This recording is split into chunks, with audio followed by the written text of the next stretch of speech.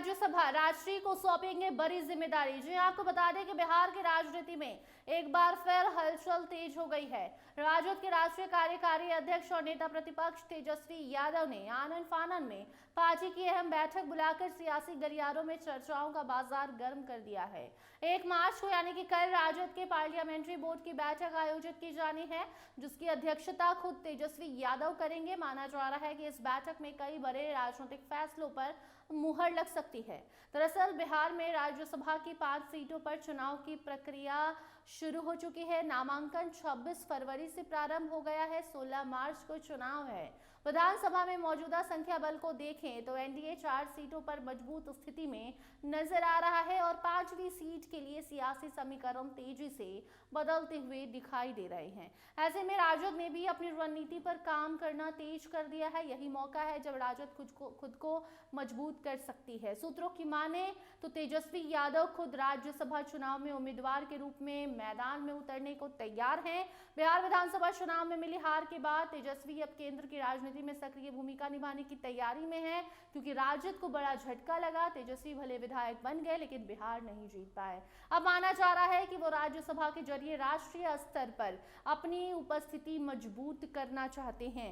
राजनीतिक विश्लेषकों का कहना है कि ये कदम उत्तर प्रदेश के पूर्व मुख्यमंत्री अखिलेश यादव की रणनीति से मिलता जुलता हो सकता है, जिन्होंने विधानसभा चुनाव में हार के बाद खुद को राष्ट्रीय राजनीति में सक्रिय किया था। हालांकि राज्यसभा चुनाव का गणित राजद के लिए आसान नहीं है। एक उम्मीदवार को जीत के लिए कम से कम 41 विधायकों के वोटों की जरूरत होती है। वर्तमान में राजद के पास सिर्फ 25 विधायक हैं, तो जीत के आंकड़े से भी ये काफी कम है। लेकिन कांग्रेस के 6, वाम दलों के 4, आईपी गुप्ता जो हैं वो अपनी पार्टी से 1 विधायक इनका समर्थन मिलता है। ये संख्या 35 तक पहुंच जाती है। इसके अलावा एआईएमआईएम और बसपा के कुल 6 विधायक हैं। अगर ये सभी दल तेजस्वी की उम्मीदवारी का समर्थन करते हैं तो आंकड़ा 41 तक पहुंच सकता है और राज्यसभा की राह आसान हो सकती है। इसी संभावित रणनीति पर चर्चा के लिए पार्टी की बैठक को बेहद ज्यादा अहम माना जा रहा है। सूत्र बताते हैं कि बैठक में संगठनात्मक बदलाव, आगामी चुनावी रणनीति और राज्यसभा उम्मीदवार को लेकर अंतिम निर्णय लिया जा सकता है। राजद के भीतर भी इसको लेकर गहन मंथन जारी है। इसके साथ साथ राजनीतिक गलियारों में एक और बड़ी चर्चा ये है कि अगर तेजस्वी यादव राज्यसभा जाते हैं तो बिहार की राजनीति में उनकी जगह कौन लेगा। ऐसे में उनकी पत्नी राजश्री को बड़ी जिम्मेदारी दिए जाने की अटकलें तेज हो गई हैं। माना जा रहा है कि राघोपुर विधानसभा सीट पर उपचुनाव होने की स्थिति में राजश्री को राजद प्रत्याशी बनाया जा सकता है।